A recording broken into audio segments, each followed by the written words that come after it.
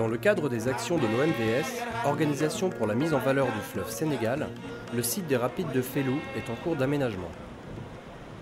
Il se situe sur le fleuve Sénégal, à 200 km environ en aval du barrage de Manantali et à 15 km en amont de la ville de Kay, tout près des frontières sénégalaises et mauritaniennes. Le fleuve, sur toute la longueur du site, court sur les dalles de grès massif en une succession d'escarpements et de fosses qui forment des reliefs accidentés. Le rocher de fondation des rapides est très érodé avec une forte concentration de dépressions en marmite de toute taille. Le site est caractérisé par un dénivelé de 15 mètres et par un rétrécissement de la vallée sur 800 mètres de longueur, la largeur du fleuve passant de 1000 mètres dans sa partie amont à 300 mètres dans sa partie aval. L'aménagement prévu est un aménagement au fil de l'eau, sans capacité de régularisation des apports.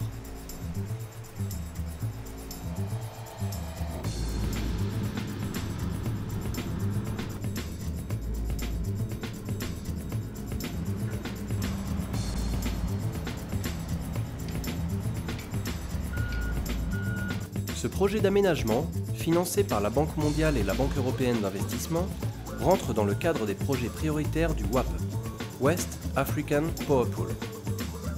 La SOGEM, Société de gestion de l'énergie de Manantali, est chargée de la réalisation de ce projet ambitieux. C'est un projet de deuxième génération qui viendra en appui de la centrale de Manantali, construite sur le Bafing, un affluent du fleuve Sénégal. Le délai d'exécution est de 38 mois plus 2 ans d'assistance, exploitation et maintenance pendant la période de garantie.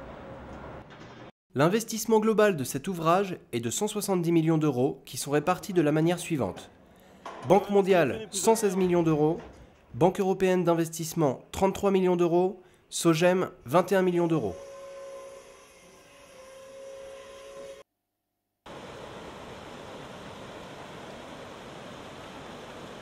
Autour des chutes sont établis plusieurs villages.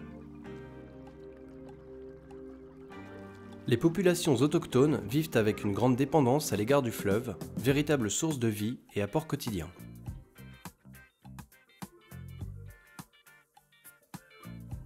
Cet aménagement au fil de l'eau ne changera pas le rythme d'écoulement du fleuve et apportera le minimum d'impact négatif sur l'environnement.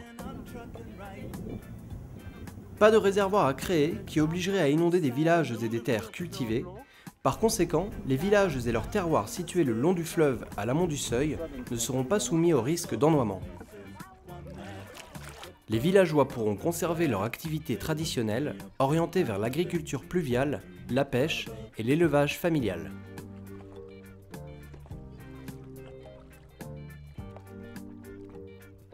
Les activités sont complétées par de l'arboriculture fruitière sur berge et du maraîchage par petite irrigation. Les ouvrages d'aménagement du site de Fellou ne nécessitent pas de désaffecter des zones habitées ou à vocation agropastorale. Les ouvrages provisoires, principalement les installations de chantier, sont édifiés sur des terrains non occupés et qui recèlent peu ou pas de potentialité en ressources naturelles exploitables. L'ancienne usine qui va servir de musée, qui va être réhabilitée par la SOGEM ou l'OMVS. Le site de Fellou a été équipé d'une usine hydroélectrique construite par la Société mécanique de l'Alsace et mise en service en 1927, puis réhabilitée en 1952. D'une puissance installée de 600 kW obtenue en turbinant 5 m3 par seconde, soit environ 1% du débit du fleuve Sénégal, cette centrale hydroélectrique fut la première de l'Afrique de l'Ouest du temps de la colonisation. L'aménagement existant comporte un muret de faible hauteur qui barre toute la largeur du fleuve à la côte 40 et un canal d'une dizaine de mètres de large en rive gauche et une usine équipée d'une turbine de type Francis.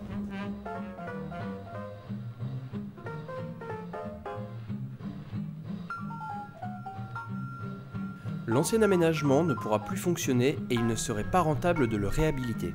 Mais son emplacement ne nécessite pas de le détruire et on peut le garder au titre du patrimoine industriel. À terme, cette ancienne centrale deviendra un musée.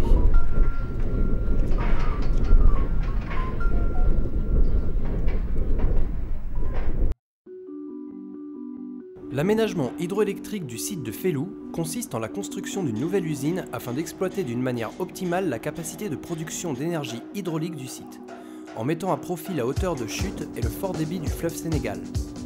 Le site passera de 0,6 MW à 60 MW, soit 100 fois plus que l'usine existante, avec une capacité de turbinage de 500 m3 par seconde. Le maintien du principe de production au fil de l'eau ne modifiera pas sensiblement les écoulements actuels et les débits seront restitués intégralement en aval de l'usine après turbinage. Aucun impact sur l'écoulement du fleuve ne sera créé en amont ou en aval du fleuve.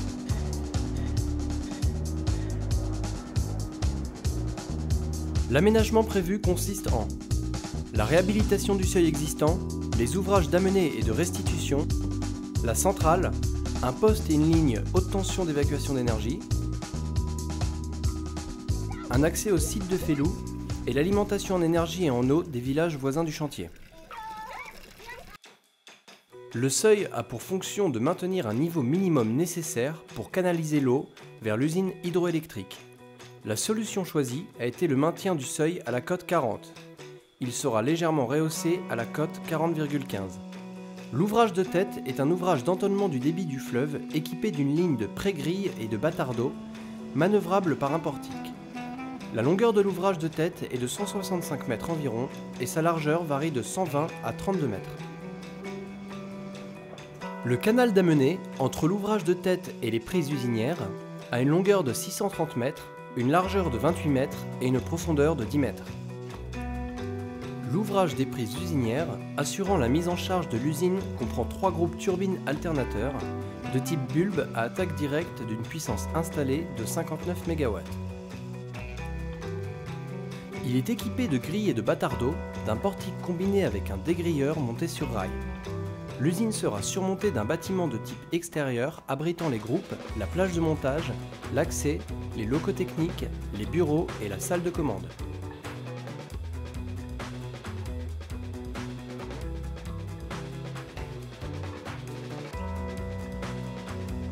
Le canal de fuite, d'une longueur de 120 mètres et 66 mètres de largeur, restitue l'eau à l'aval de Rapide.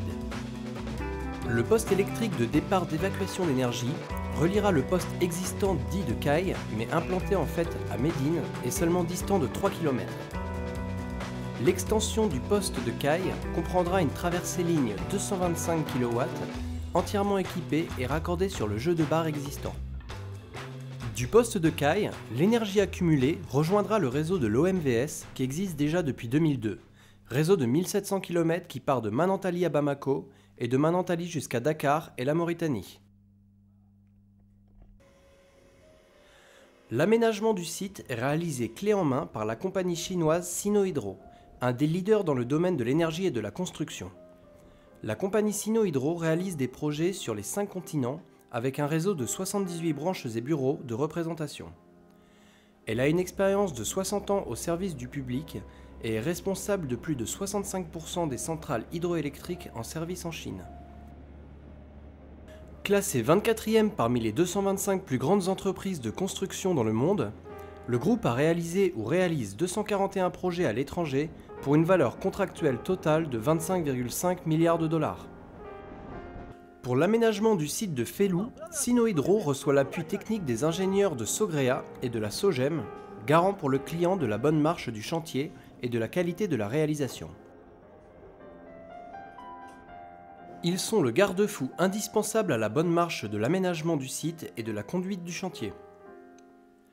Chaque semaine, l'ingénieur en chef, Patrick Bonavion, entouré de plusieurs ingénieurs spécialisés, fait le tour du site avec le responsable chinois pour veiller à la bonne marche de l'aménagement du site et de la conduite du chantier. Malgré des rapports cordiaux et professionnels entre les parties, ces visites hebdomadaires provoquent parfois des explications franches mais salutaires avec l'opérateur chinois. C'est vous, attendez, moi je ne vérifie plus rien. Vous avez proposé 20 tonnes, c'est 20 tonnes, point la ligne. Alors, les camions de 25 tonnes ne doivent pas passer dessus. Attendez, c'est pas moi qui ai fait le design, c'est vous qui l'avez fait. Hein? Donc, vous avez qu'à vous en prendre à votre bureau d'études qui a limité les charges à 20 tonnes. Qu'est-ce que vous voulez que je vous dise? Ah. C'est 20 tonnes, c'est 20 tonnes. Moi je... Oui. 20 tonnes, c'est pour limiter des véhicules extérieurs. Non, mais la note de calcul, c'est marqué 20 tonnes. Eh ben moi, je suis stupide et bête et j'applique 20 tonnes, point la ligne. Moi, le contrat, c'est le contrat, point.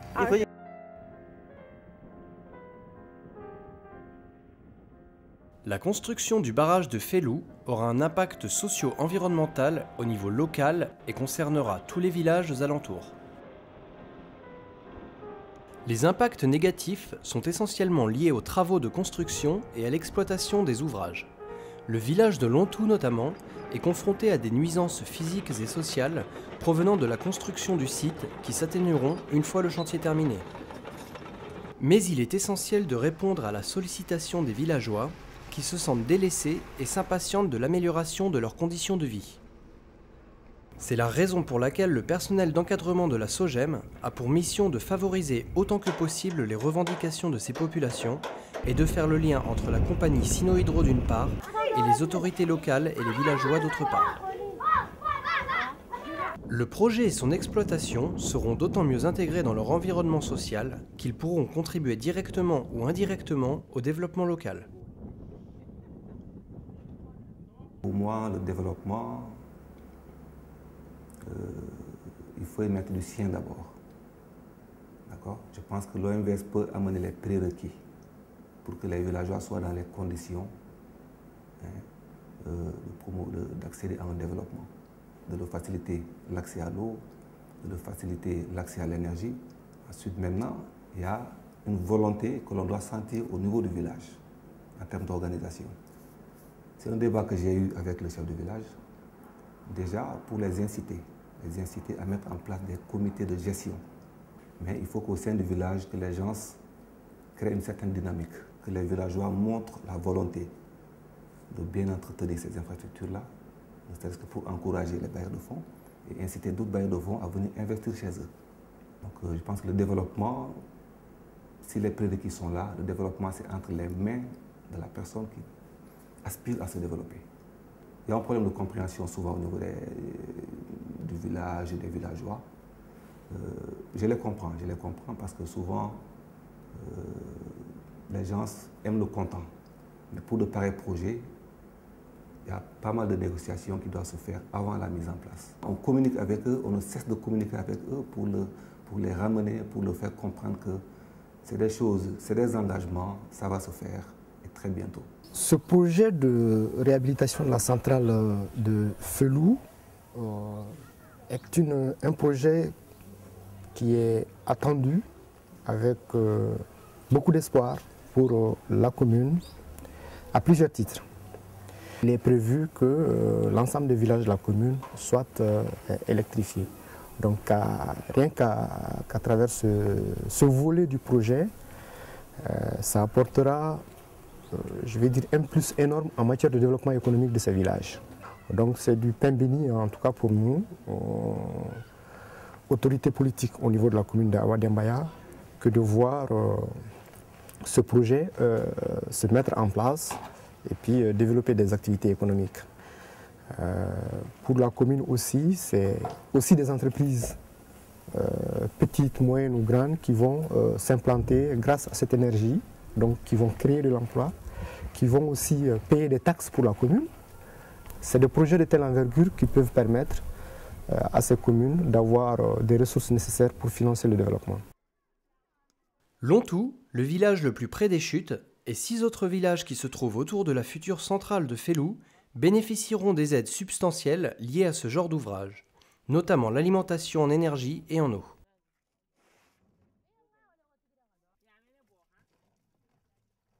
Donc, dans le cadre de la construction du barrage, il y a certaines actions qui sont prévues pour accompagner un peu les villageois à améliorer leur mode de vie. C'est des projets qui nécessitent un financement assez important. Donc les choses ne sont pas aussi automatiques que les principaux intéressés peuvent le voir. Ces villages sont actuellement alimentés par une ligne de distribution de 15,5 kW qui raccorde la centrale de Fellou à un poste de distribution situé à Caille. Cette ligne sera déposée et reconstruite en 30 kW. Parce que de nos jours, je pense que l'énergie est au cœur de toutes les activités.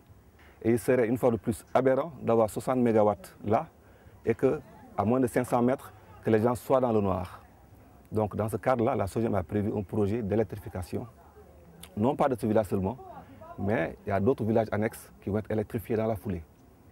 Donc là, les gens vont avoir accès à la lumière, vont avoir accès aux autres conforts que peuvent procurer l'énergie.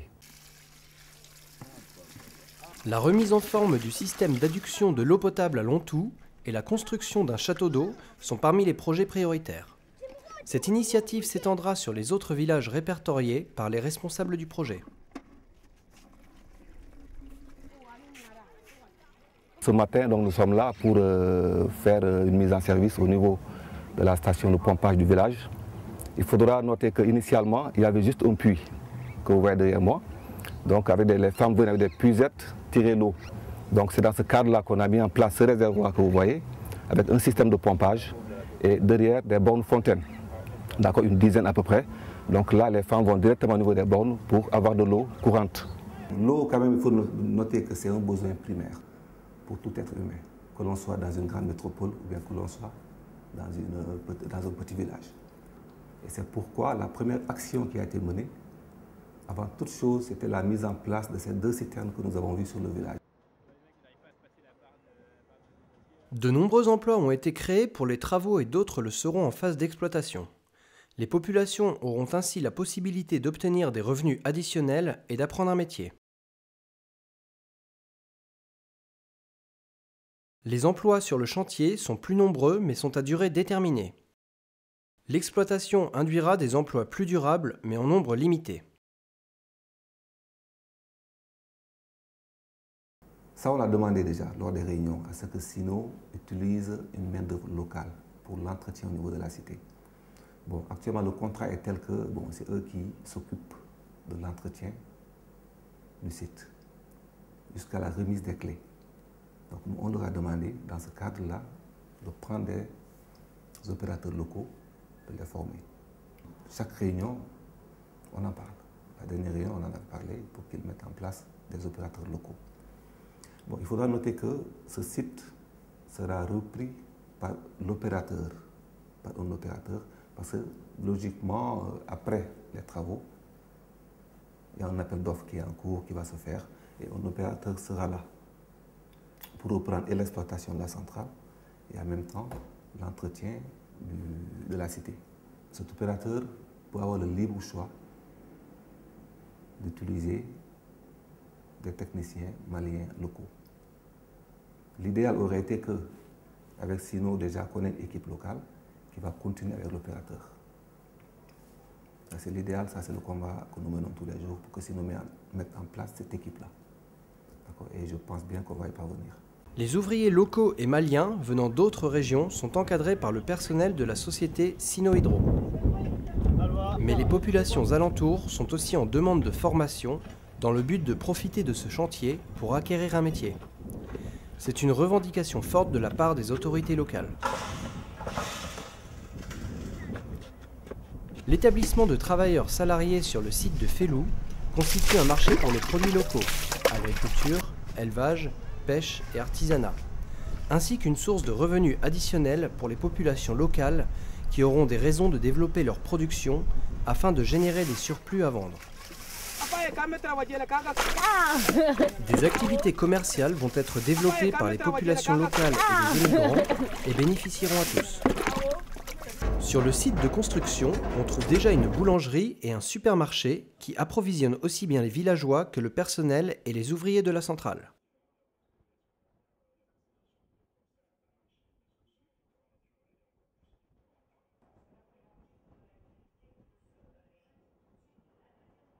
La future route d'accès à la centrale de Fellou, qui sera aménagée à partir de Caille, aura un impact positif certain sur le développement des infrastructures de transport et le désenclavement local, lui-même ayant un effet positif direct sur l'écoulement des produits agricoles de la région vers le marché de Caille. Elle devrait également amplifier la fréquentation des chutes de Fellou, dont le débit naturel ne sera sensiblement modifié qu'en période de basses eaux, et dont les rochers aux formes caractéristiques ne seront affectés par le projet. Cette route contribuera au désenclavement de la ville de Médine. L'ensemble de bâtiments connus sous le nom de Fort de Médine est situé dans le village du même nom, à 3 km en aval des chutes. Édifié entre le 15 septembre et le 5 octobre 1855, il comporte le fort proprement dit et des bâtiments annexes hors de l'enceinte du fort, répartis dans le village de Médine. Le fort de Médine constitue un monument historique de grande valeur historique et architecturale qui sera à terme un musée. Un capital touristique à préserver pour l'avenir. Il y a pas mal d'activités qui ont été réalisées en termes d'accompagnement socio-économique de la commune. Je fais allusion au centre de santé de Lamba, qui nous a été gracieusement, en tout cas partiellement offert par l'OMVS. Ils ont fait un apport conséquent aussi par rapport aux réhabilitations du fort de Médine. Et je crois savoir que aussi c'est l'entreprise qui est impliquée dans la réhabilitation de la route. Même si c'est un projet d'État, donc tout ceci contribue non seulement au désenclavement de la commune, mais aussi au développement socio-économique, comme je l'ai dit. La production d'énergie de l'usine hydroélectrique de Fellou, ajoutée à celle du barrage de Manantali et du futur barrage de Gouina, sera un apport considérable à la production énergétique de toute la région et des pays alentours, membres du West African Power Pool. En ce sens, la réussite de ce projet d'aménagement est vitale pour le développement de l'électrification en Afrique de l'Ouest.